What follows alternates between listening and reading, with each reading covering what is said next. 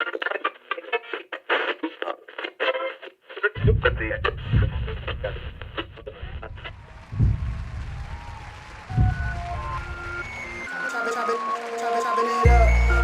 with G and Z. Chopping it up. Chopping it up. Chopping it up.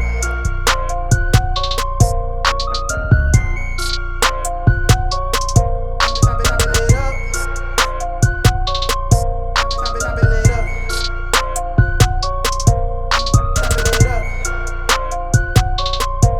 Chopping it up with G and Z. Yo, what's going on, everybody? Welcome to Chopping It Up with G and Z. What's happening, my man Z? What's going on with you, brother? Bro, man, chilling. Man, ready to get into this, man. I think we got a lot of stuff to talk about today. So yeah, we do. So let's get to it, man. I think we can chop it up about sports because it's been kind of a crazy weekend, man. We had the NBA trade deadline hit last Thursday. Not only was the trades pretty crazy, but there's also some teams that did the final pickup, just grabbing some extra pieces, man. So I figured we can go ahead and go over some of these trades, man, and then some of these pickups down the line. First off, man, with the NBA trades, who do you feel like won? Like, what team do you feel like, okay, yeah, they made the best move possible? And honestly, I feel like Miami made the biggest move getting Oladipo. That gets them another scorer, and they were like, they need another scorer and somebody else who can create their own shot. So for as far as the trades, I think they made the best trade.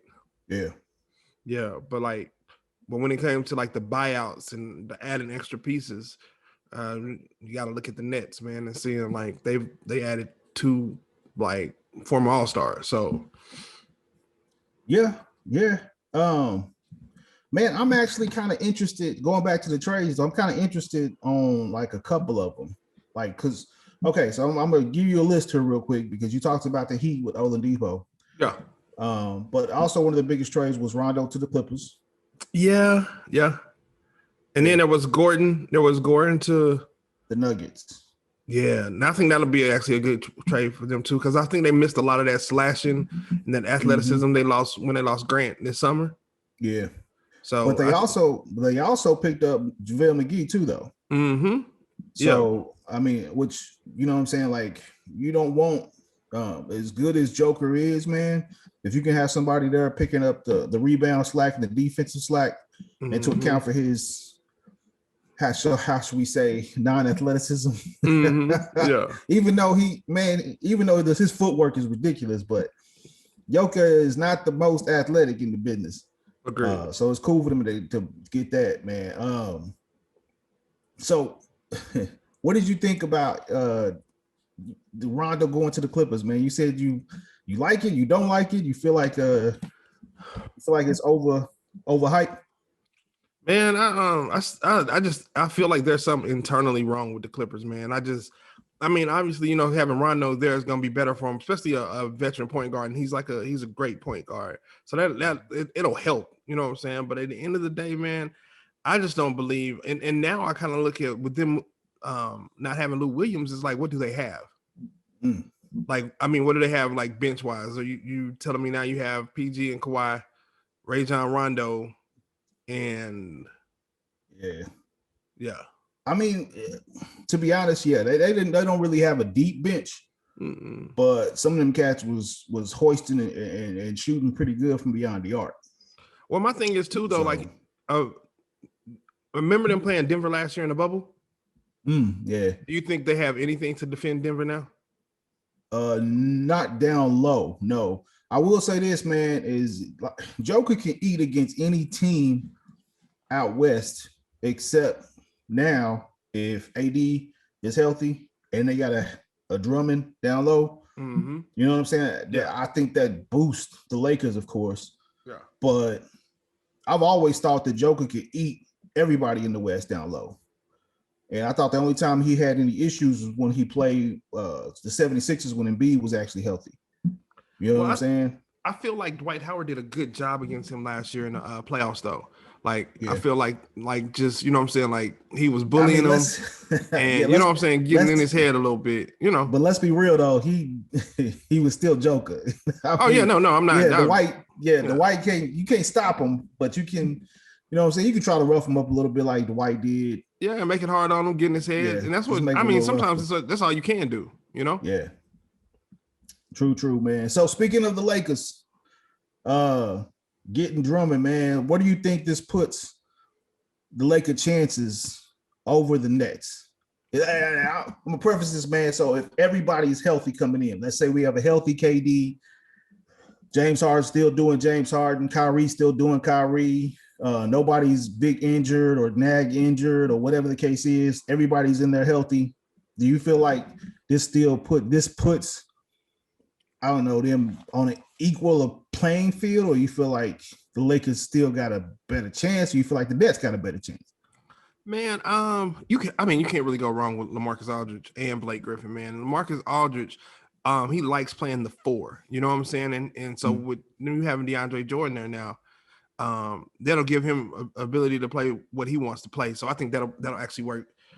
I think that'll work well for them, man. I don't know, man. I still think the Lakers, if everybody's healthy, I'm good with the Lakers, man. I just think LeBron and AD is a lot. And then if Drummond just does like regular Drummond, like 18 and 10, you know what I'm saying, 18 and 12 plus Montrez, man, I think we'll be fine. Oh, I'm still going for the Nets, dog. I feel like that was. I mean, I told you what I thought about Blake. Like, I know Blake's game was a little bit down. And I told you though that, man, he could get rejuvenated, renewed, going to a new team. Mm-hmm. You know what I'm saying? He was losing down there in Detroit, but he looked bad in Detroit. I mean, can't nobody say Blake looked great. I mean, he looked terrible. But also, he's playing with some playmakers. He's not forced to try to, you know what I'm saying, be the main goal, be all for a team. And that's not really his role.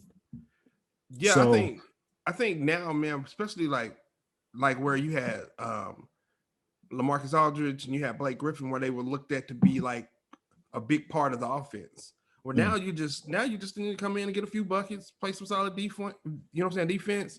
You're not like the main part. So that, to me, that takes a lot of pressure off, and it makes it easier for like them people to play because you don't have to worry about trying to carry the load. No, yeah, of course. I mean, I can see where I would want probably 15 to 20 minutes out of both of those cats. Agreed. And yep, shoot, agreed. I mean, you still good. You still good no matter what, because you got James Harden, KD, and Kyrie on the same squad. So they gonna be cool no matter what, man. So I still just see the Nets actually. I just don't see how anybody can stop them, man. No matter what. But then again, LeBron James in the playoffs turns into a different kind of monster. So yeah, and then bro, it's playoff games too, man. So things slow up. You know what I'm saying? People tighten up. James Harden hasn't played good in the playoffs ever. He's played good. It's just he hasn't. Yeah, he's not carried a team. He's not playing like. Yeah. His playoff history is suspect, just like Chris Paul's. So I'm not gonna give him all this extra stuff because I still have yet to see him play in the playoffs. Like the only time that he played good in the playoffs was when they went to the finals in Oklahoma City. Yeah. Well, and one of the reasons they lost though, because when he was playing well, they just ganged up on him. Was like, Westbrook gonna have to beat us. And of course. And Westbrook, yeah, Westbrook. Yeah. So man, so is there any other trades that you thought was like, I mean, I wasn't gonna bring it up, but it looks like Atlanta actually, I thought they got better. You got Lou Williams coming to Atlanta. They were already on the road. Yeah, and they you know what I'm saying, they shooting well too. So like, I think, and for him to go back home too, for him, I think that's a good thing as well. So they might be better too. Did you see what he said in his tweet? I think where he said he was thinking about retiring, and then he was like, man, I almost retired when they told me I was leaving LA. I was like, oof, man. But I bet you if he would have got traded to any other team, he probably would have retired. I think the only reason he stayed playing was just because he's in Atlanta now. But if he would have went to like somewhere else. Utah. Yeah, he would have went to Utah. He would have retired, man. Like, nah, I'm good. Count me out. He'd been like, man, this is crazy. Nah, I'm Yeah. cool. But I don't know, man. All right, so anything else about the NBA, man, you want to roll through? Man, I thought Golden State was gonna do something. I figured they needed to do something, but they didn't really do nothing at all. So that kind of threw me off because I thought they would probably make a move. Well, I think what they're thinking is, listen, we know that we're not making. I mean, we might make the playoffs this year, but we're not getting out of the first round. You know what I'm saying? Like, I think that they're just thinking like, listen, let's keep all of our assets. We got Wiseman. We still have probably what 4, 5, 6 years left on Curry. You know what I'm saying? Where he's at least at a good level. You got Clay coming back. It's probably gonna take him another year to get acclimated back after that injury. But you still got all these young good pieces. So, I mean, wait for another year and a half and be back in the hunt. You know what I mean? Yeah, I mean, I could dig it.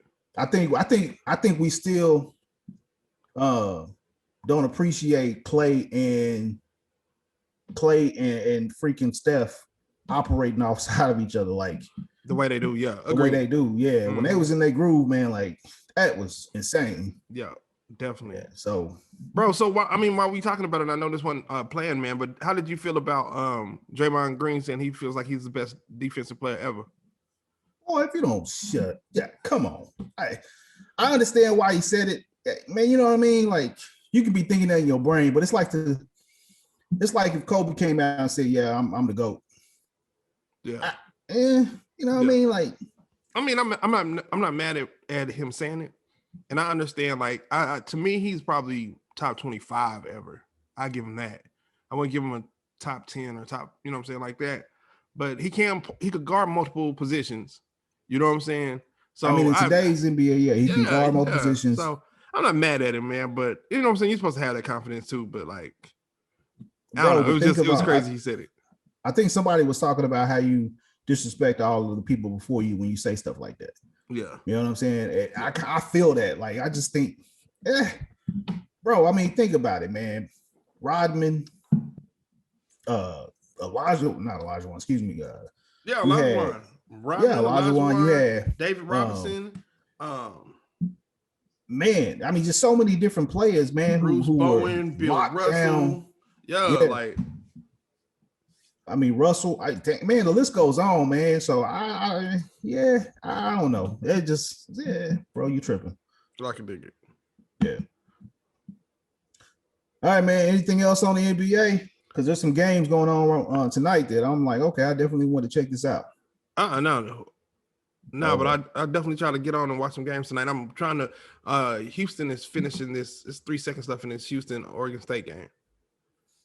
Man, have you been actually? You been following the March Madness? Not really, but I wanted to watch this because I put it in the group the other day. A girl we graduated from. We went to high school with. Her son plays for Houston, so I've been trying to check him out. He played good tonight too. Yeah. Man, what's your give me your overall thoughts about college ball, man? Because I follow it when it comes to the Sweet 16 and the Elite 8, Final Four. Man, I'm gonna be honest with you, bro. I fell asleep a couple of times watching these games this weekend. Like, I think I get so used to watching the NBA games, and it's a different style of play. I see the talent. It's like watching the JV game. Yeah. You know what I mean? And you just like, God, dog, man. There'll be like 6 minutes straight, nobody scores. You know what I'm saying? 30-20 at the halftime. And I'm like, man, I don't know. Still, you know what I'm saying? I still don't like the halves. I don't like the 5 fouls. But I think it's hard for me here lately, maybe the last 5-6 years, it's hard for me to watch college sports knowing that they're not paying these athletes. And I think another thing too. Yeah, I think that bothers me more than anything. That's why I probably don't get into it, because it's like what was the team? Texas Abilene? Or it was like they were like a 15 seed, right? And they won their first round game, and the president was like, us winning this game got our university $120 million. $120 million? $120 million. And I'm like, bro, there's no way that you cannot play you can't pay these athletes, man. No. So that's what I think. That's what bothers me more about college sports than anything else. And man, I heard people actually trying to defend like all the time why they don't get paid. Like these are student athletes. They're supposed to be students. They get a free education. Generating so much money bro, for the university. Okay. You know what I'm saying? Like change it up then where because you have work study programs at the university. They still get paid. You know what I mean? It may be going towards their actual, you know what I'm saying, student cost or whatever the case is, but they are getting paid some kind of way. No. Now, imagine somebody who's actually bringing in money to the university. Yeah. In the millions of dollar ranges. Yeah, man, they'll be pushing these cats like cattle, man, out there. That's why I'm real cool about this whole you know what I'm saying, about how the association is moving a lot towards the G League. Yeah, me too. You know what I mean? Like if a cat can graduate and just go straight to the G League, work, you know what I'm saying? Don't have to go to one of these big time schools to get noticed, man. I'm cool with that. And you making money. Bro, man, I went to OU, man, and like I went to OU when we won the national championship, man. And I could just tell you from like just being around, you know what I'm saying, like highly talented. Like and you would see you would see them like struggle. You would see them struggle for, you know what I'm saying, like clothing, food, stuff like that, because they can't work.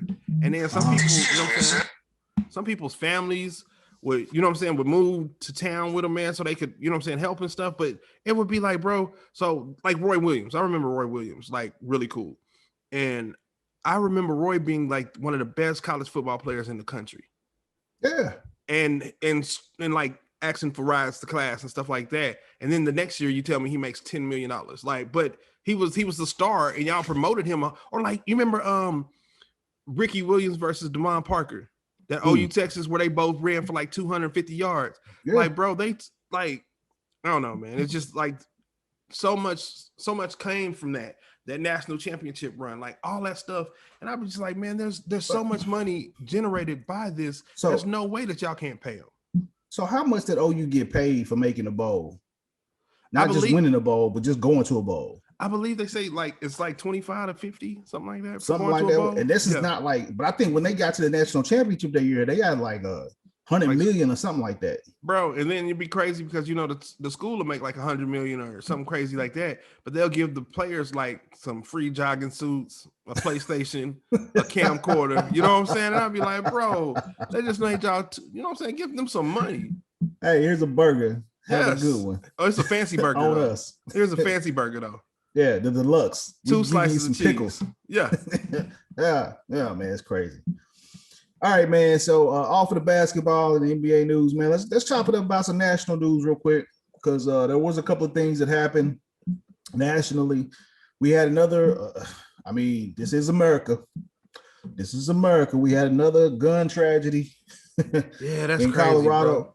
Bro. Actually, I think I saw a thing that popped up and somebody took like the stats of every like gun death or gun attack in like the last 2 weeks, and the number was like almost 500, I think, in the United States. I'm like, in 2 weeks.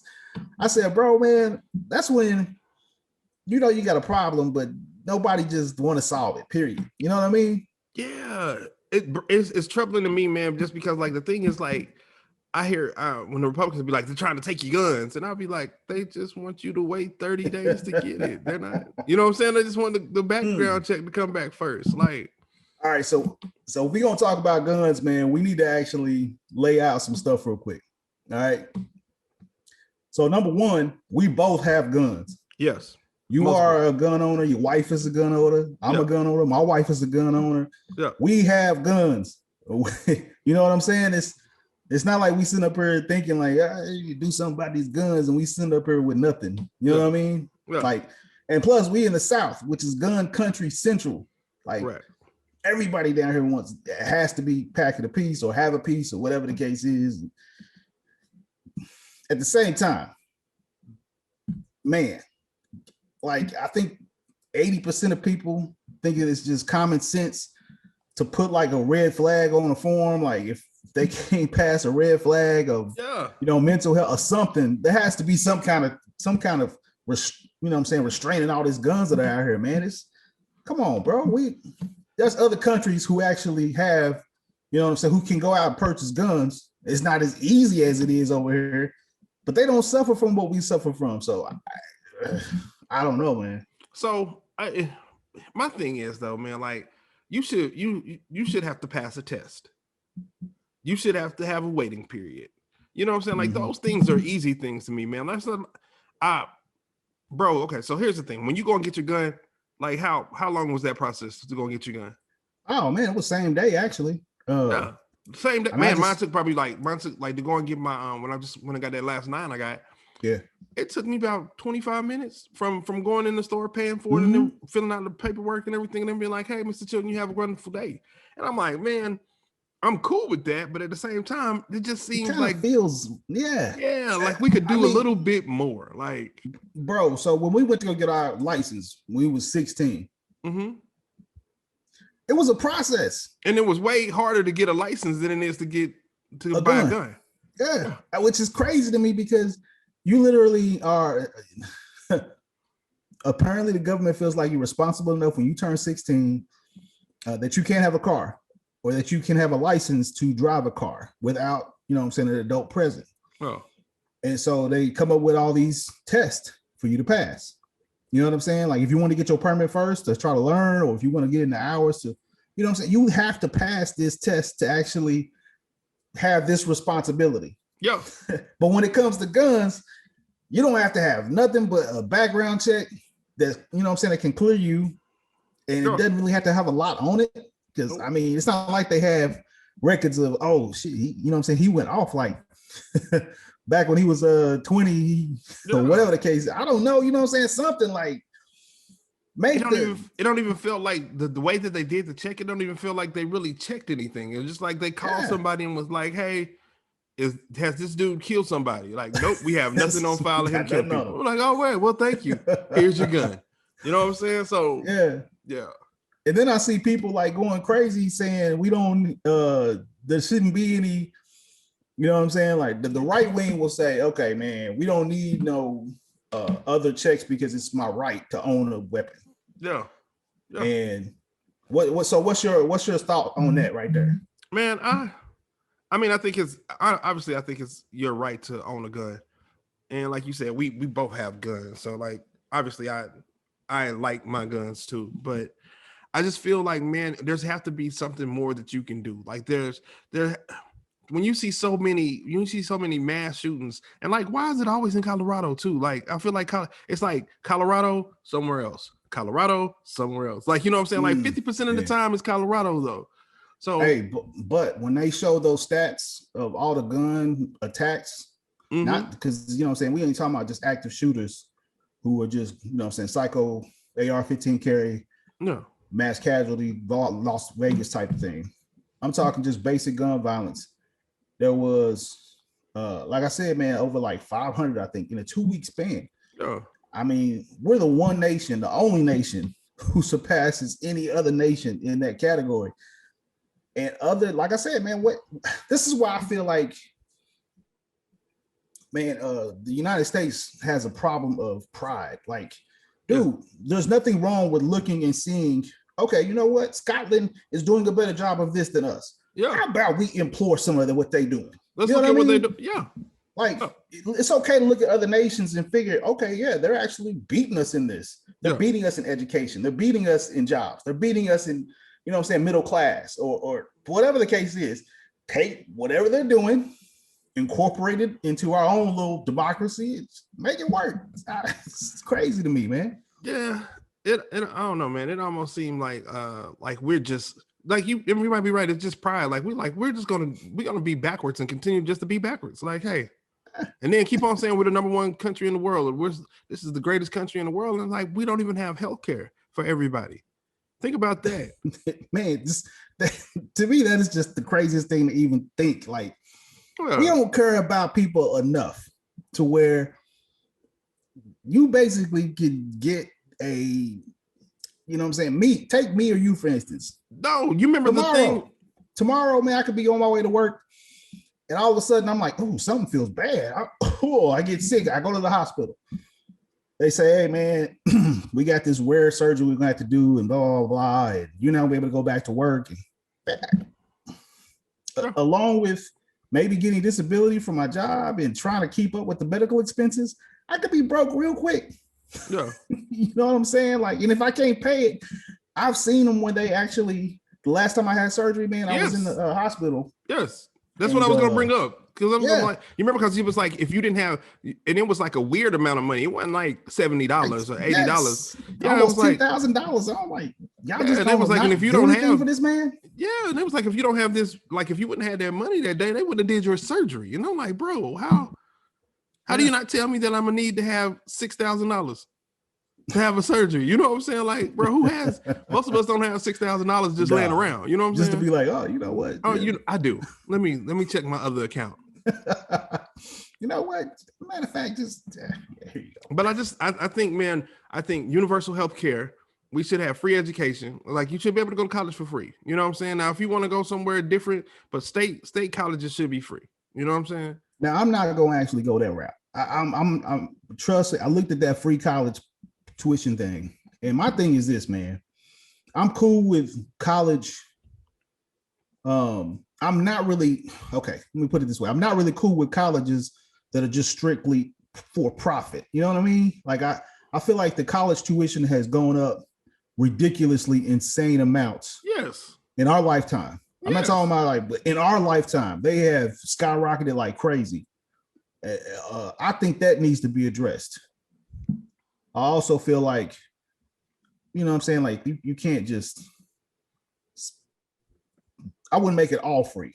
You know what I mean? Like it'd be cool to offer some plans, like how the Oklahoma, you know, our thing does it, where you can go to school for free to one of the state colleges here. I like that plan that you have to get into.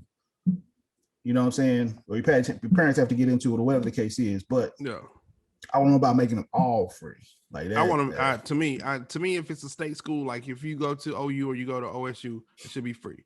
You know what I'm saying? Like, but then like if you want to go to a private university like TU or something like that, you can pay for it. And it's different. It's a different thing. But I think what happens is, man, you have so many people that go to college, and it's so overpriced. And then you end up like how we are in, or like most of the people our age is, it's like, bro, we have so much student loan debt. Ridiculous. And then you're trying to still make it, and then trying to, you know what I'm saying? So it's like, it ends up hurting you more than helping. And then like, so I think it puts you in a bad, process to start off with. Like, so now I'm out here trying to make money, but I have so much money to pay back. You know what I'm saying? Like, I'm never going to get out that hole, you know?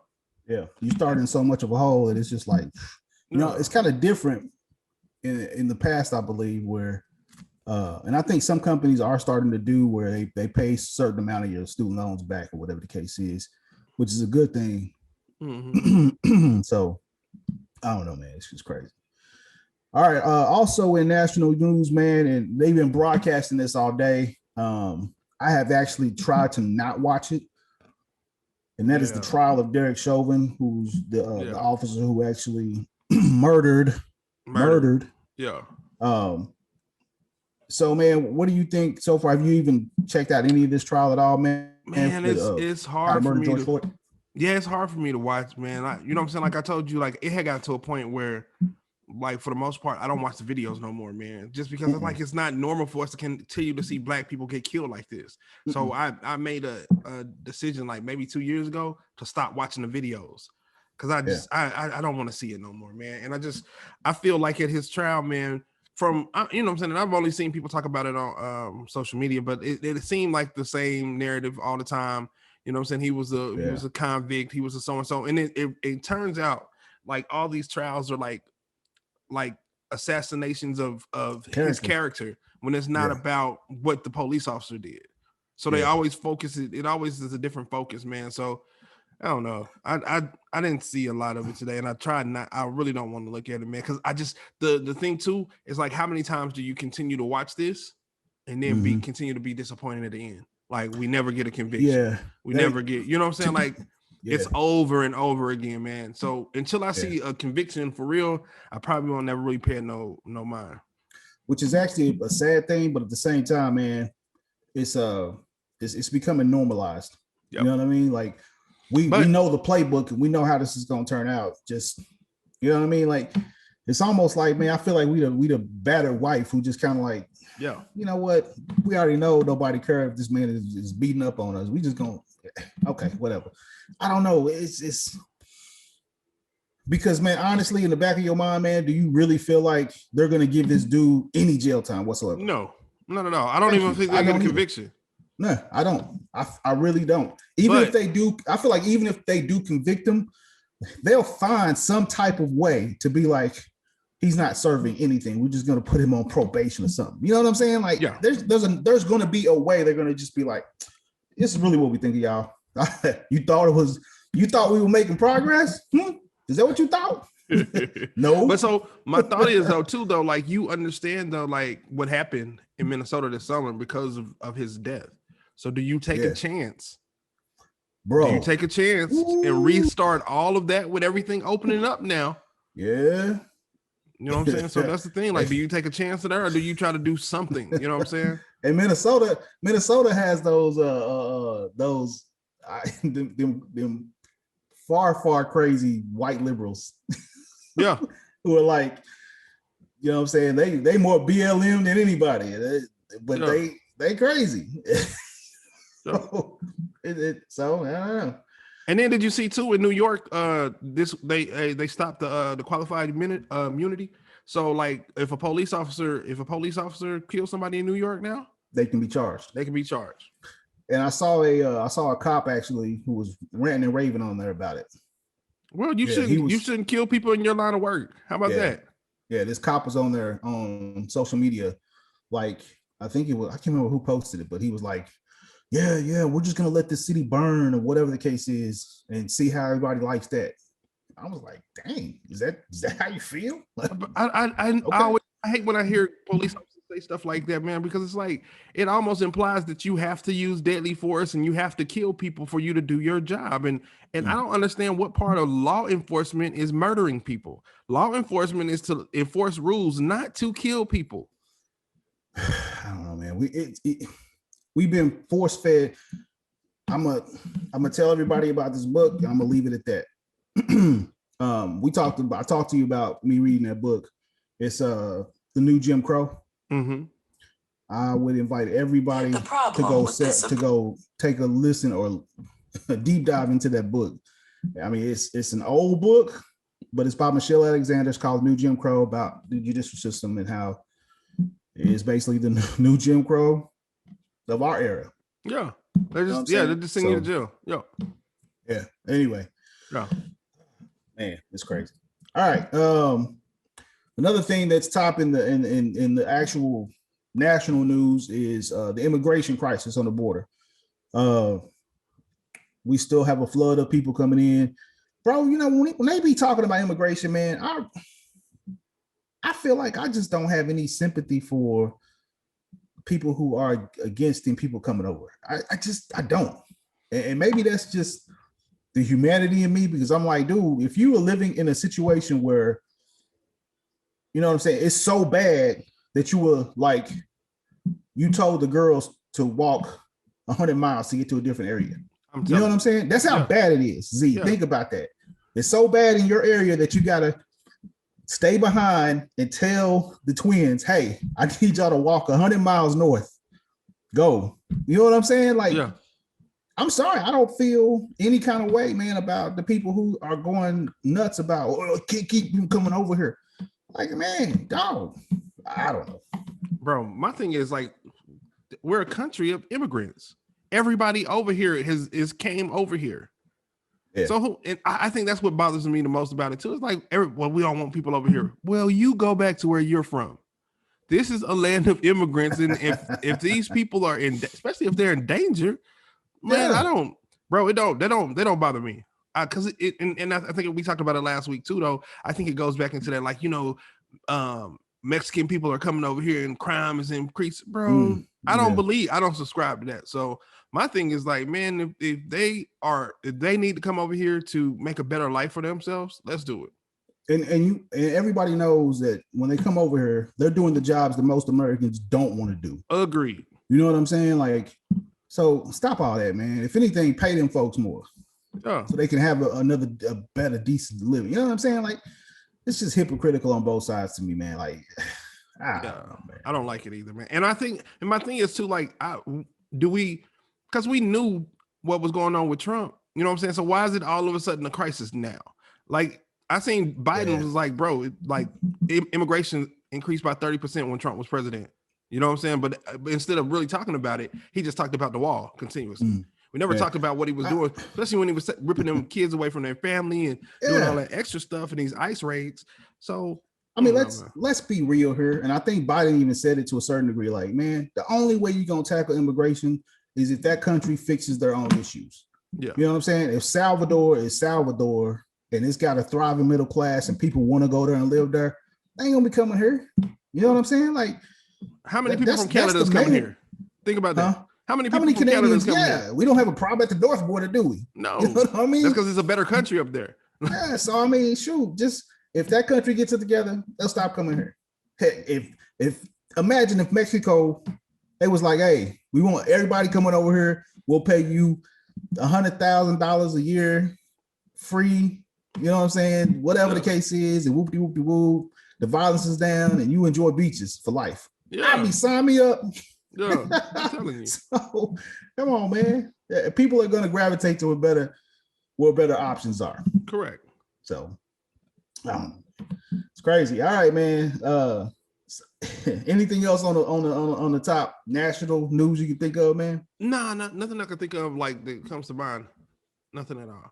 Okay. All right. Well, let's get into some culture, man. Let's get into some top culture news of the day. Was your boy Lil Nas X. Ooh. Oh Lord. So basically he made a video and he came out with some devil shoes where there's literally like a drop of human blood in these shoes or on the shoes or whatever the case is. There's 666 copies to donate. To basically the Contrive 666. Yeah. There's a whole bunch of demon worshiping stuff going on and devil worshiping stuff going on, whatever the case is. And then he came out with the video of him doing a lot. Whatever he was doing with the devil. He's basically saying that he's doing this to kind of counteract the judgmental Christians who made him feel a certain type of way. This was actually part of his statement. Like, basically this is kind of like directed towards them to make them upset or make them feel a certain type of way because of how they look at gays. Yeah. Or the LGBTQ community. So, man, thoughts on this, man, on and we may get into some stuff that's kind of hot topic. So let's get into it. We never shy away from nothing. Man, to me, man, like I understand like what he said, like the thought process. Like I felt like I was tormented by Christians because of my sexuality. You know what I'm saying? Like I get that. But I think like the way he's going about it to me is like I don't know. I just don't like it. It's like the and I don't know, man, you know, maybe just for me, man, it's just too much. It's like I understand that I don't understand why you give that much power to somebody. You know what I'm saying? For you to come out like, bro, and then like the extra stuff, like twerking on the devil and then like cutting the devil's head off. And I'm like, bro, like it's just too much. It feels too much for me. You know what I'm saying? And it's like, man, it's like, you know, when it kind of feels like his music isn't doing well anymore. So now he's like trying to cause events or cause, you know what I'm saying, stuff like that to be popular still, to hold on to whatever. But well, apparently he's doing something because I think that video got like 37 million views or something. Yeah, because it's outlandish. You know what I'm saying? Like he done did some crazy stuff. How many people watch WAP though? Exactly. It's the same thing. It's a different thing because when you heard like WAP, you was like WAP, and then when you found out what it was, you was like, oh, well, maybe let me go and look at this video. And I think it's the same thing with him. You know what I'm saying? Hey, well, you know, the slogan is sex sales, and then of course crisis or whatever the case is. Yeah. that stuff sells too. Yep. It's just like rappers trying to get a beat before the album drops. Yep. With somebody. It's exactly you know what I mean? that. That's exactly what he's doing. So, but at the same time, man, so I think there's two separate issues with this. Number one, like I don't agree with it's number one, it's not like I even listen to Lil Nas X in the first place. I'm gonna just say that offhand. Yeah, like, I'm not gonna listen to him no way. This doesn't change anything about me listening to Lil Nas X. I could care less. If the man want to sit up here and do devil worshiping, let him do it, because it ain't gonna make me none. I don't listen to that stuff. It doesn't bother me. You do whatever your heart feels. Yeah. At the same time, like I think some of the people that were upset or more upset about it were the people parents who thought that he tailored his music to children, which I'm like, did he? I think a lot of it, which is weird too, but I think a lot of children like the song, and I think a lot of parents thought that he made music for children, and like, that is not what he does at all. He did, yeah. He said Old Town Road was about drinking lean and adultery. I don't know how he got that out of that. But I didn't listen to it well enough to be like, oh, that's what he's talking about. Though. You know what I'm saying? Okay. Yeah, no. The other thing though, man, like so number one, I can't get down with the whole devil stuff. Period. Yeah, I'm not messing with that. Call that whatever. Satanic, I just can't. I call can't it whatever. I'm not messing with it. I ain't doing no Ouija boards. But to the same effect though, that's probably why I didn't really get into Bone when they would do that weird stuff. I'd be like, Now that's what I was gonna bring up, man, because I really can't. On that note of him doing the whole, saying devil stuff, I guess we don't have a leg to stand on, because when we was young, we listened to Bone, and on top of that, we listened to Brother Lynch and 3-6 Mafia. Think about it, 3-6 Mafia. But here's the thing, though, and we probably don't have a leg to stand on. But what I will tell you is, like, I remember when 3-6 Mafia first came out and they was doing that weird stuff, and we was like, then they stopped. And then they started doing regular stuff. And that's when we started listening to him. And then like the evening with the Brother Lynch Hung, like we always liked Brother Lynch Hung, but when he went left, kind of a little left, we was like, ooh, that might be too much. And when he came back with the Loaded album, that was just like a regular, was like a regular Lynch thing. And Brother Lynch was like a regular rapper until then when he got with Tech Nine, that's when he was like, okay, now I'm gonna do this horrorcore thing. And that was his thing. And now he's still doing the horror music, but we don't listen to him like we used to. You know what I'm saying? Well, and that was another thing I was going to say too. Brother Lynch was never as big as this Lil Nas guy is. Never. You know what I'm saying? But he's an amazing rapper though. Oh yeah, he is. Yeah. But still, Baby Guts. I mean, come on, man. We can't really say anything like that. Yeah. We did listen to it. Man. Yeah, it was dope. But like you were, but he was hard though. It's EBK every day, all day to the day I die. Like, man, bro, on my briefcase was some crumble. That was the cut though. That was the cut. So, man. Anyway, the other side of this though, man, to the coin is the thing about being gay and him trying to get back at the Christian community. So I got to address this real quick, because I feel like there is a rap on, I would hate to say the Christian community. I think it's more of I hate to say right-wing Christianity, but type. It's the same thing. It's the same thing. You know what? I'm not even gonna say right-wing Christianity type, because I know some people who are not right-wing, who are Christians, who do this type of stuff too. Like, for some reason, when people of faith get faith, they somehow feel like it's their, saying, to judge everybody. Exactly. It's like their thing to judge. Exactly. We used to call it new Christians. Like when people get into religion and then they feel a certain way and then they start like criticizing and judging everybody else. Yeah.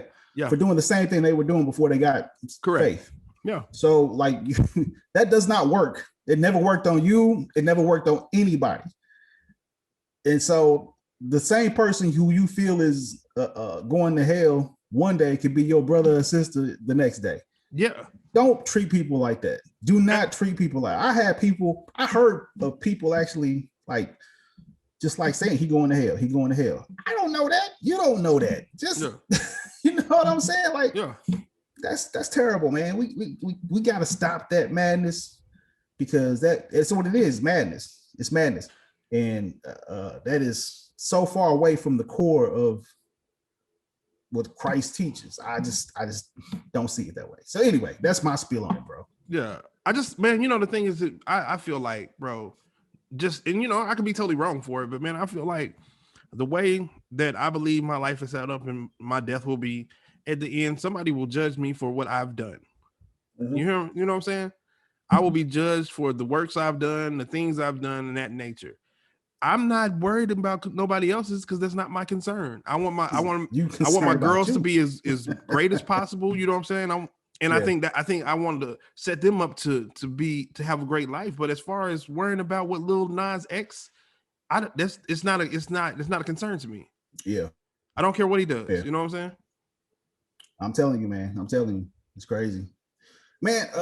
Just talking about this whole thing, though, maybe you want to bring up something else with you, man, because it's kind of been one of those little hot phrases that a lot of people are using nowadays, and it's that cancel culture hot phrase. Yeah.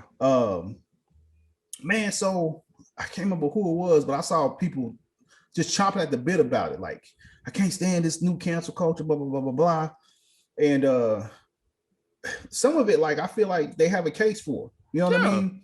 Like, I think it's crazy when, you know what I'm saying, they go back, like, it was somebody who came out the other day and was like, I apologize for my jokes from like 1992 or something like that. And I was like, 1992, bro, why would you want to like bring up something from like 1985, something that somebody said back in 19, unless they said like, hey, niggers over here, unless they was racist and it showed a discontinued pattern of racism. Yeah. But I mean, like, you know what I'm saying? Oh, I know who it was. It was Jay Leno. Jay Leno went back and apologized for one of his routines from like 20 years ago or something like that. And I was like, bro, is this where we at now? And if he don't apologize, what y'all gonna do? Just, you know what I'm saying? Tell him to retire. I mean, but my thing is, what I hate about it is like some of it is valid. You know what I'm saying? Like, R. Kelly, that's valid. You hear me?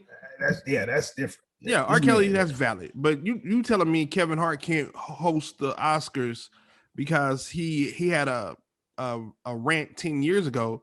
Man, the things that we said 10 years ago or 20 years ago, man, like, it's you can't say that stuff no more, man. Like, you know what I'm saying? And it's just, bro, I remember when we were younger, you remember they used to be like not younger, maybe like the 2000s, they'd be like pause, or you'd be like no homo, or you stuff like that. That was normal. That was normal then, but that's not normal now. You can't, you know what I'm saying? And that's you can't just go out and be like, yeah. And so the thing is, like, man, bro, like, do we make politicians who are still politicians apologize for the views that they had 30 years ago, 40 years ago? Because I think that'll be the same thing. Like, at a certain point, we can't looking at All in the Family, that couldn't be on TV today. No, man, there's so many shows that you couldn't put on Jeffersons, TV nowadays. Like all of that stuff, man. A lot of that stuff couldn't be on TV now. But I'm not gonna go back and be like, hey, I ain't watching the Jeffersons no more, or I ain't watching All in the Family. That's a time period. It's just like bro, the way they talked about the black friend in Huckleberry Finn, the Mark Twain book. Yeah, you can't do that now, bro. There was a show called The Honeymooners. When a dude would yell at his wife like, "Damn, I'm gonna beat you. I'm gonna beat you to the moon, Alice. To the moon, Alice. I'll take you to the moon. Now I'm gonna beat you." Man, times have changed, bro. Like, bro, you can't do. And so my thing is, like, I think to me, like, certain things like you being racist, you deserve to be canceled. But if you're a comedian, comedians always work on the line anyway. They're always working on the line. You know what I'm saying? We want them to be. We want them to be on that line. Yeah, that's where you want your comedian. Bro, Eddie Murphy. You remember Eddie Murphy talking about on the second stand-up, or even the first? Eddie Murphy had both his stand-ups. He had some parts about like the LGBT community. You know what I'm saying? Yeah. And both of them. We don't cancel Eddie Murphy. That's how people thought back then. So yeah, I don't like it, man. I think for the Harvey Weinsteins, what was the dude who had all the money, like them dudes who was doing the weird stuff, who had like the pedophile island. Now, there's a difference between there's a difference between what you know what I'm saying, stuff you joked around about on stage, or stuff you said, even in your movies and sitcoms or whatever the case is. And to a certain degree, I would even say, you know what I'm saying, just conversations that you had. Like, bro, it was a different time, it's a different culture altogether. We weren't as knowledgeable of other people's minority issues. Correct. Women's issues, our issues. Yeah. You know what I'm saying? Latina issues. I mean, everybody's got their own, you know what I'm saying, way they want to be treated. So why not treat them that way? You know what I mean? Like, bro, you can't just walk around saying nigga this, nigga that. Bro. No, we ain't cool with that. And shoot, you wouldn't know unless we came out and told you. I'm not saying that. I think catch a couple of haymakers. The crazy thing for me, man, is like being around like I got some native friends, man, right?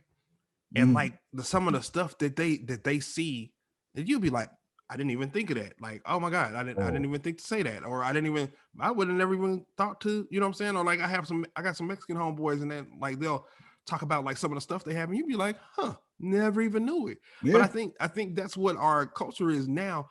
I believe a lot of us are discovering other people's cultures. And so now we're more educated and being like, hey, no, I got native friends, and you will not talk about, you know what I'm saying, this, or you will not say these words. You know what I'm saying? Like for instance, I can't stand when people get on TV and be like, I don't know why these teams need to change their names.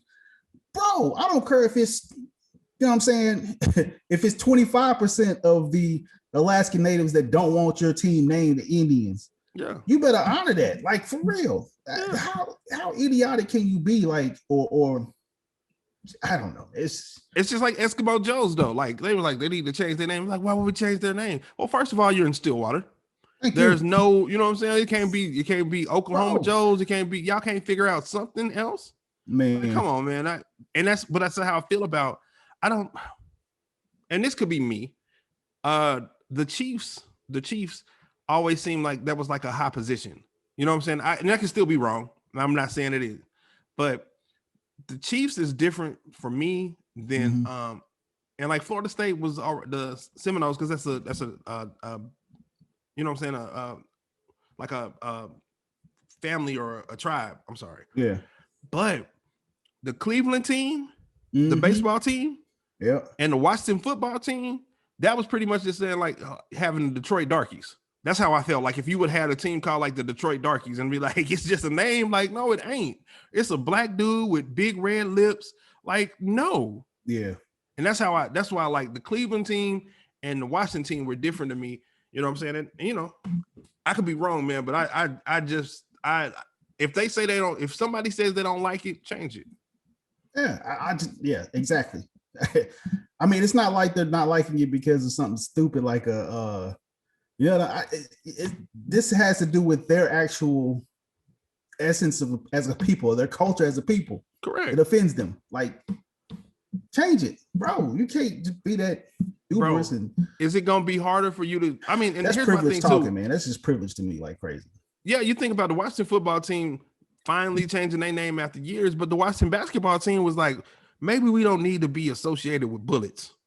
Let's change that. You know what I'm saying? Real quick. Yeah, you know what I'm saying? That ain't even a major thing.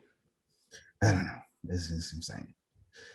All right, man. So let's get into some good music, brother. Some music. Are we not talking about? There was two things. UFC fights. I almost forgot about the UFC fights. The UFC fight, but I also the Captain America and the Winter Soldier. That I wanted to talk about a little bit about that. Oh yeah, we still got the movies. Okay, and then I watched Invincible today. So okay, but if that's later down the line, that's all right. So the UFC fights. Yeah, man. So let's do this. Let's talk about these UFC fights real quick, man, and then we'll move into the movies, and then we'll go into music. So I want to start with Tyron Woodley. All right. I have never seen a man be at the top of a division and look unbeatable. For a long time, wasn't it? Yeah, and then all of a sudden just looks like he looks terrible. Like, bro, he's lost 4 fights in a row right now, right? The first, I think Usman just beat him. You know what I'm saying? But Usman's a monster, and he was timid in that fight, like he didn't want to get hit or something. But then like the one with the racist white boy, I was like, bro, the racist dude has been talking noise to you the whole week. He done came to the fight in a Make America Great Again hat. You know what I'm saying? And you scared to like punch at this dude. I was like, what in the world? He's terrified to punch. So this fight, I believe he came out and was like, you know what, man, I'm gonna just let my hands go.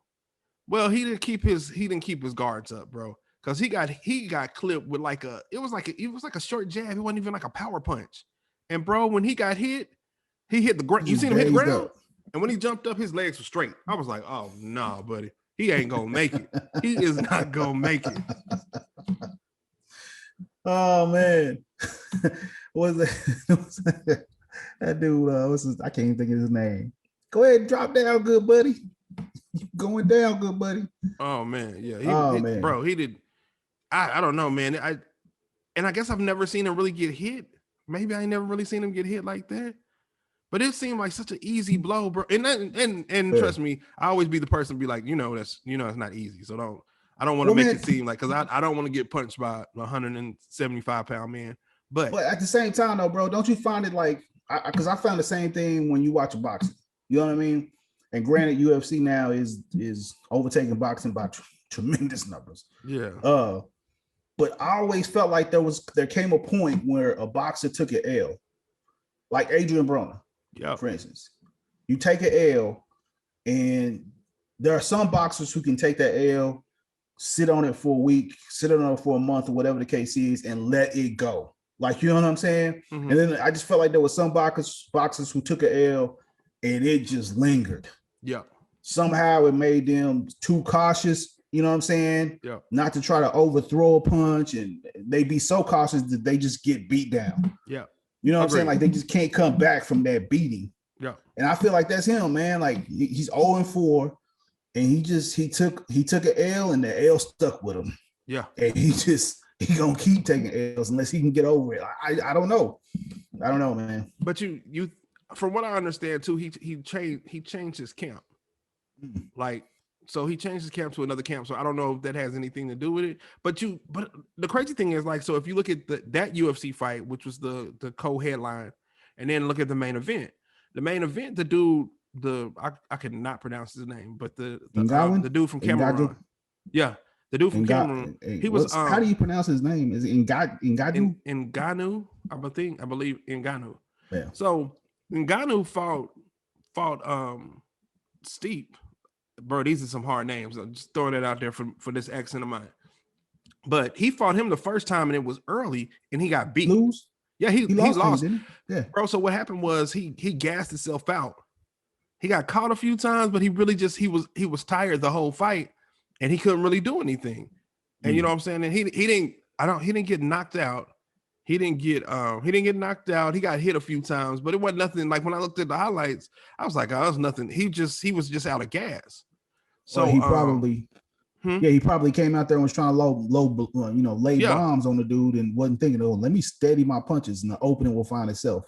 Yeah. So after he lost that, he fought the black dude, the weed black dude, one who always the crazy interview black dude.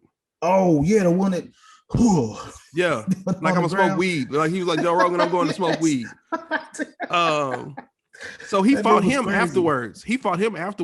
And he lost to him. And the whole fight, you could see he was terrified of throwing punches. Mm-hmm. It was everything we talked about. So at that point, he changed camps. He went to a different camp, did a different thing. They started working on everything, and his trainer said, "Man, our goal was to get back at this champion. So we've been planning for him for 3 years. So we've been adding things to the thing for 3 years." He said, "Now we do have like when we fight somebody else, we'll have a plan for that. Part of that plan is a bigger plan to install something to be ready for the championship when we get back to the champion, right, bro?" And if you saw that fight Saturday, I know you probably just seen the end of it. So what happened was, bro, they got in there. I went back and watched the whole fight. Okay, so they got in there, and as soon as he hit him, like bam, I was like, yeah, and he stopped. He hit him and then he calmed down. You could see it. He was measuring his breathing. He was so hit him again. Bam.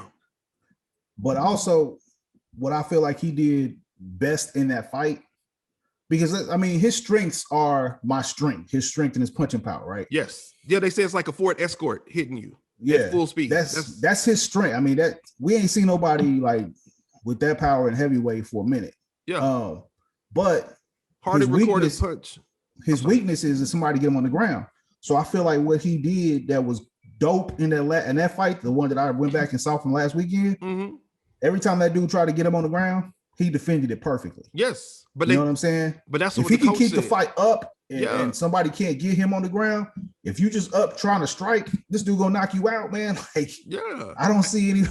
That's crazy. So, with that said, man, you think John Jones is gonna have a chance with the dude, or you feel like John Jones is just John Jones? He's just gonna knock out. Well, he's not a knockout guy. So he's John not a Jones knockout will just guy. Yeah, but he'll beat you down, outpoint man. the crap out of you, and well, he'll beat you up too, man. He got them sharp elbows. Yeah, you know what I'm saying. And John Jones is John Jones is a warrior, man.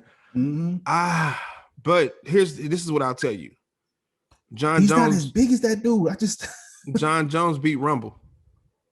Oh, that's true. John Jones beat Rampage. But wasn't that like a season Rampage though? No, it was Rampage when Rampage was Rampage. In his prime? I mean, it wasn't like super his prime, but he wasn't old like he was at the end. That was a good Rampage that was still fighting with the other dude who I used to hate. But yeah, Rampage was good then, man. Rashad Evans. Evans, okay. Yeah. So it was he beat them. He was beating them kind of dudes. You know what I'm saying? So it was like, and Rumble was knocking people out, and he beat Rumble. You know what I'm saying? So like, I think I would never bet. John Jones is like LeBron to me. I'm not betting against him. But this dude's power, though, man. God, did you see and him? It just seemed like all it takes is one good one with him, bro. Like, did you see his fight against Overeem? The one where he did the uppercut, and bro, he almost like knocked his head off. I was like, oh my god, oh my gosh! Jesus. Somebody make sure he's alive. That reminded me of one of Tyson's old uppercuts. Yeah, but Mike Tyson ain't never been 265. And all of a sudden he just Mike Tyson ain't never been. Is just gonna be like poof, flying off his body, man. Yeah, but Mike Tyson ain't never been 265 pounds and 6'4" though. Yeah, and fighting with them little video UFC gloves. Yeah, bro. Man, no, bro. Jesus. I'm gonna tell you what, I don't want to get hit by him. Know, if they offer me $4 million, I get in there with them. They have to have me more than $4 million because you have to use that to help your jawline back. Oh shoot, bro! He throw a jab, and I'm going. Oh God, I gotta go. I'm sorry. Don't do one of them little over slam things when I go to the ground either. He gonna rearrange your organs, bro. I ain't messing with it. Just punch my kidney into my heart, baby. I'm cool. Oh man, he just looked. He was like 30 pounds bigger than. I'm like, this dude is the heavyweight champion, and he looked like Tito 230, and the dude was 260. I was like, man, he might not have should have lost all that weight. Yeah, yeah, man, that dude he's a killer, man. He's a killer. And did you see Usman was in his corner? Oh yeah. Bro, Usman was in his corner, and then the little dude who lost last like 2 weeks ago, but it's like the welterweight champion, the style bender cat. Oh yeah, the style. They all homeboys. Do you feel like I think old boy should go back down weight. What's his name? Adani style bender. Yeah. But there we go. Yeah, he went up, but he was too small. Yeah, man, that's not gonna work. Yeah. I mean, I understand why he did it because he's an excellent fighter, but like he didn't have any power. Yeah. And you can't. I think power, and we have that conversation all the time. If you have knockout power, it's cool for you to move up if your power travels with you. But most of the time, your power don't travel with you, and so a lot of times you be like, nah, you got to sit down where you are. Yeah, that's like Roy Jones, man. When Roy Jones moved up, Roy won the heavyweight title, but he won it by outpointing them. Yeah, it wasn't the same. It wasn't. Y'all must have forgot Roy. Yeah, and then he tried to go all the way back down again and got blasted. Yeah, so yeah, you can't. Yeah, definitely, but yeah. I don't know, man. So movies, bro. We had a couple of different things that dropped. The Falcon and the Winter Soldier first, man. The second episode dropped. Bro, some very interesting stuff. Oh, by the way, spoiler warning. So if you haven't seen it yet, we're gonna talk spoilers. Yeah. So skip through whatever the case is. Man, what'd you think about the episode, man? You go first on this one. Man, first of all, did you see? It was a subtle thing too, though. Did you see Captain America shoot the dude? Was that not weird to you? Oh, you talking about the new Captain America? Yeah, when they were on top of the truck. Yeah. I was like, Captain America never shoots people. He did in the first, I think the first actual Captain America, the first movie. When he was rescuing the people from the. Yeah, he came out with the guns. Yeah, but I've never seen him like just shoot a person like in a one-on-one fight. Yeah, like I mean, yeah, but he did.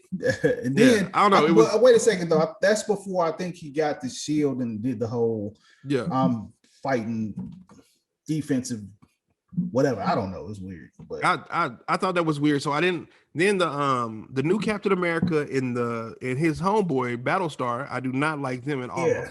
Like I definitely I'm with Bucky, bro. Every time I see him, I just be like disgusted. Like, ugh. You know what I'm saying? So but I think Bucky and Falcon, bro, they work well together, man. I like seeing them together. I think they play off each other really well. The scene with the psychiatrist was like amazing to me. You know what I'm saying? And also the HBCU with the Captain America. Oh, bro. Yeah, that was crazy. They came in with the HBCU. I'll get it. I was like, go ahead then. Yeah, so I mean it was, and then the biggest thing for me was the black people. You know what I'm saying? Yeah. The Bradleys. So it's like the original Captain America, and then I believe in the comic books later, the young one who answered the door was an Avenger. You know what I'm saying? He ends up being like an Avenger in the future. So it was crazy to bring them in too. I was like, huh. Well, thanks for spoiling that for me though, Z. Like I didn't know that. Oh, I was hoping that the show would actually explain more to me, but I appreciate you. My bad. I was like, you said it the other day too. Okay. Yeah. Now I didn't even know that this was somebody in the comics. So when I saw the old dude on TV, I was like, who is this dude? Who is he? Bro. And then he was like, yeah, you remember me when I broke your arm off and whatever the case is in that junk. I was like, yo, he talking noise. He talking hot bro. He was talking hot noise like you don't have to whoop your ass again. I was like, go ahead then, bro. Get him. Get him.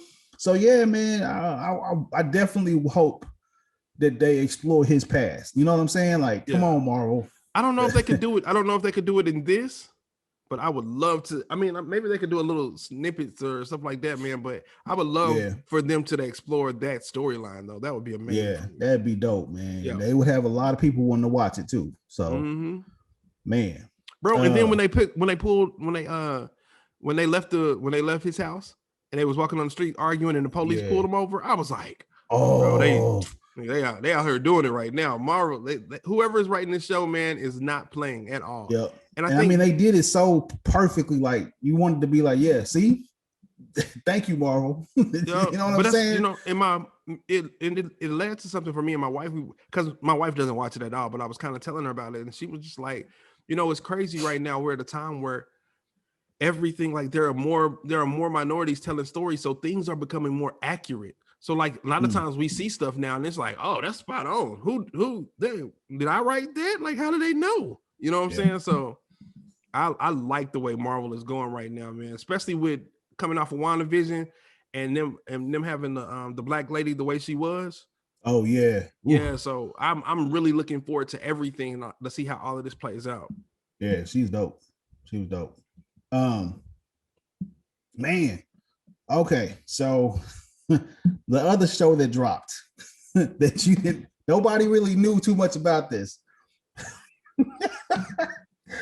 Nobody really knew too much about this, man. But I remember watching a preview of it, and I was just thinking in my brain, like, oh, that's something I probably, you know what I'm saying, poke around at. Yeah. And I read a little synopsis saying this is not for kids. Yeah. So the show called Invincible dropped on Amazon over the weekend. And dog, I had no clue. When I say I had no clue, I started watching it and I was just thinking to myself, like, this seems like a basic Spider-Man / Superman-ish / you know what I'm saying? Just like a basic comic book cartoon, whatever. Yeah. Oh, Jesus. Then all of a sudden, Are you gonna spoil it or are you gonna tell people to watch it? I'm not gonna spoil exactly what happens. How about that? But I'm going to just say, all of a sudden, at the end of the episode, the first episode, something happens. And I mean, my whole mouth was just like, what? Bro, yeah. What am I watching? Yeah. Lord. Yeah. Hell, your thoughts, man. Bro, so I'm watching it and I'm like, all right, it seemed pretty, you know what I'm saying? And you've already told me that something's gonna happen at the end. So I'm kind of waiting for the end thing. You know what I'm saying? Whatever happens, and they're going through whatever, and then the end happens. And I was like, what is this? What? Oh, like, because and they set it up well too. I definitely don't want to spoil it, but they set it up well because he seemed old at the beginning. Yeah. So I was like, what? So yeah, man, I definitely tell you, I'm gonna watch the rest of episode 2 tonight. Like, I don't know how much of it is out, man, but so I think there's 3 episodes out right now, and it's gonna drop like 1 episode per week or whatever. Yeah, I don't understand. Like, I'm still trying to figure out like what happened. So yeah. But yeah, I would tell you to watch it. I definitely was like, huh. And the crazy thing is, the high school in the thing is named after the actual man who played the Winslow father. It's Reginald Dale Vell Johnson is like the name of the high school that I seen. Then I was like, what? Yeah. So it was crazy. It was crazy. That's all I can. I mean, I definitely don't want to give it away for anybody who's watching this, but and if you start watching it and you're like, man, this is boring, I don't know what is he talking about? Just wait. Get through the first 30 or was 25 minutes or whatever, and you'll know when you see it. All right, man. So any other movies that you checked out this weekend, man, that you want to give a shout out to or what? No, man, you know, we ain't really me and my wife started The Wire. So I'm just throwing that out there. Hey, ladies and gentlemen. Yeah. So me and my wife started The Wire, man, but we're still like, I know I tell you this all the time, man, but we're on like Married at First Sight. There's a black dude on this season of Married at First Sight, man, that I like every episode I want to fight him. Like fist fight this man. Then the girl that he married is so foolish, like I'm mad at her too. But we are on this episode, like, and everybody who you know how you used to be like, watch Married at First Sight, and they was like, I try. But everybody who's watched it, they came back and was like, bro, this is ridiculousness. Yeah. Yes. It's just season 12. So Married at First Sight, season 12. I think that's why we're watching The Wire, because it's like in between. We watch Love After Lockup too, and I think that's in between the season as well. Okay. I got you, man. I think right now the wife has got me watching Law and Order SVU. Oh yeah, that's my wife. My wife is like she be watching and tell you what happened on the episode. Like, watch, like that's her thing. Yeah. But some of the episodes will get me a little heated. Like, Jesus. Bro, so the reason that we can't watch them together is because my wife watches them and she'll be like, oh, you know, he's gonna do this and da. And she'd be cool about it. I watched the episode where it was like a Spanish dude and he was smuggling girls in the country, and like the way they set it up, bro. But whatever happened, man, I was offended. I got up and yelled at the TV, and she was like, "Bro, you can't watch these if you go. This is gonna happen all the time." And I was like, "Well, maybe this is too much." Oh man, I think like This Is Us is like that too, man. We watched like 2 episodes of This Is Us, and I was like, "Man, I ain't got time.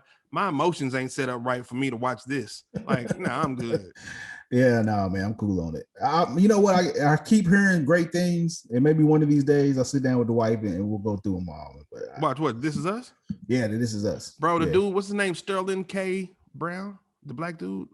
I have no clue. You remember on Black Panther? Any of it. You remember Black Panther? When they were in Oakland at the beginning. Yeah. And the one it was Killmonger's dad. Yeah. That's the dude from This Is Us. Oh, okay. Bro, he's also an amazing actor.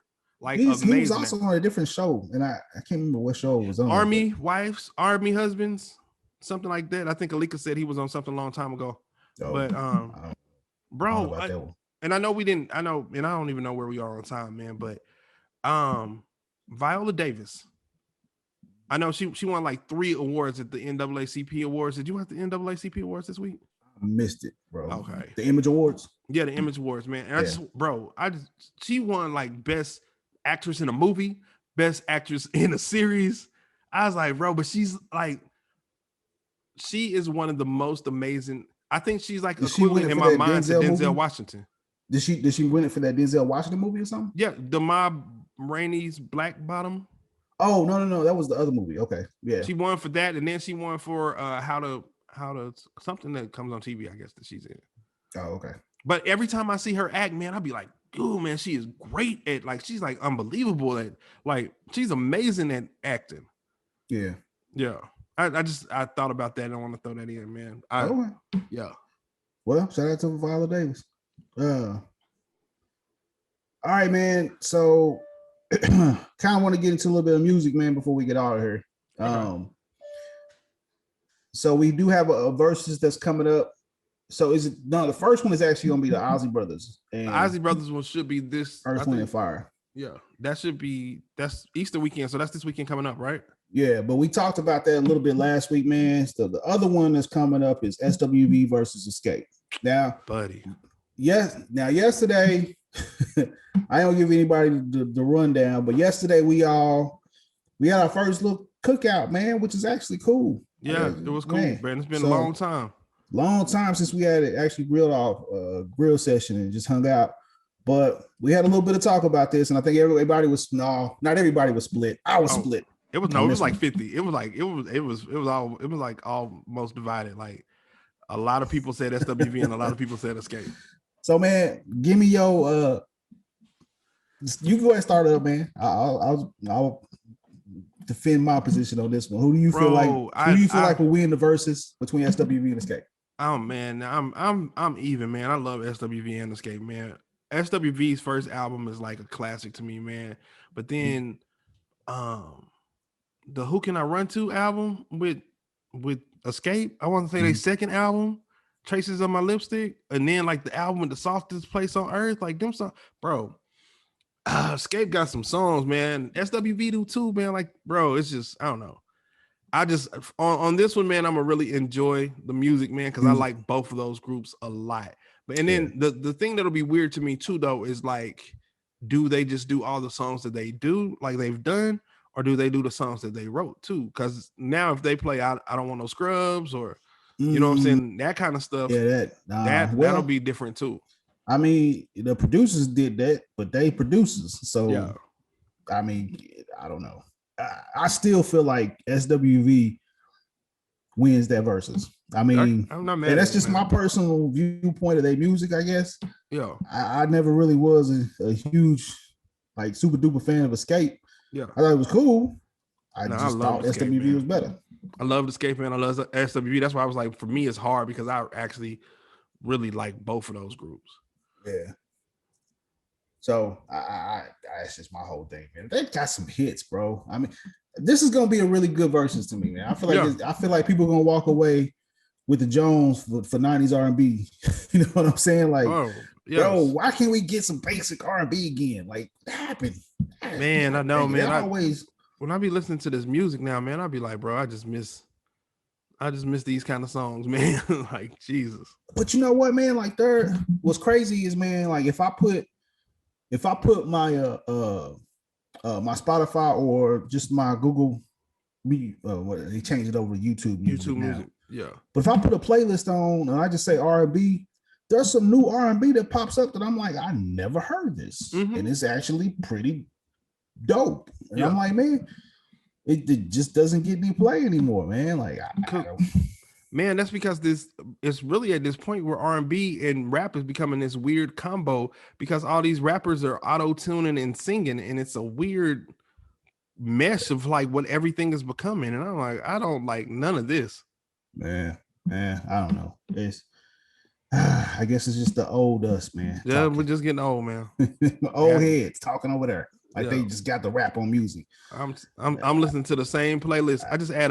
I have one playlist I've probably been listening to for like the last 5 years. And if I hear a song I like, I add it to that playlist. Yeah. Yeah, I don't know, man. It's weird stuff. The weird stuff. Man, so is there any artist? Last question, man. If you were to actually pick give me 2 matchups that you think would be great for a versus battle. It could be R&B, could be rap, producers, whatever the case is. Just your favorite 2 that you say, oh, this will break the internet right here. Or that you just personally want to see. Dre versus Puffy. Oh, Dr. Dre versus Puffy? Yep. Yeah, that would break the internet. Dre versus Puffy. I would love to see that. Mm-hmm. You know, I was gonna always say Jermaine Dupri and Pharrell because I like the producers when they like show the different. But if I had to do an artist, man, I would like to see like Drew Hill versus Jodeci, or maybe Jodeci versus Boyz II Men. That would be cool for me too. Yeah, I can see that, man. That'd be pretty dope. Busta Rhymes versus Mystical. I'm good with that too. I don't think that'll break the internet the way I don't either. No, the way a Dre and Puffy would. Yeah, to me, I Mary think Dre J. and Puffy Blige would just, yeah, that would definitely break it because you had, I mean, that was a whole generational thing right there to me. Man, oh my gosh, man, oof. That's actually a tough one for me, man, because you know, I'm an R&B head, man, but at the same time, my favorite rapper of all time is Andre 3000. So I want to see him go up. I would love to see like an Outkast versus a UGK type of thing. That Rest ain't in gonna break peace, the Pimp internet, C. though. I know probably. Well, I think it'll break the internet for us. Yeah, but I mean that'll just be like it'll be just like the E40 Yeah. that's Too Short though. Like Yeah. I was in the zone. I sweat that whole night, bro. Like the Jagged Edge in the 112 though. That was right up my alley. You know what I'm saying? But no, man, it would be so dope if they actually had like you know what I'm saying, Big Boy and Andre, and then Bun, and like just they would honor Pimp C some kind of way doing it, and they just, you know what I'm saying, did the tracks for tracks. Man, I still say that would definitely do some big numbers. Yeah, I would be in for that though, man. I don't know, man. I think that would actually break the internet. No, but I would definitely be in for it though, man. All right, brother, man. So anything else you want to discuss, man, before we get out of here? No, man, that's all I think that's all we had on the agenda. Everything I talked about everything I wanted to talk about today. So bet. All right, everybody. Well, thanks for tuning in, chopping it up with G and Z. Please hit the like button, follow us, subscribe to our channel. You can find us now. Where is he? Google Podcasts, Apple Podcasts, Spotify. Is that everything? Amazon and YouTube. So if you rather watch it on YouTube, you can. If you rather listen, you can listen wherever you listen at. All right, my brother, man. We'll chop it up before we chop it up again. All right, man. Appreciate it, bro. All right. Good night. Say good night.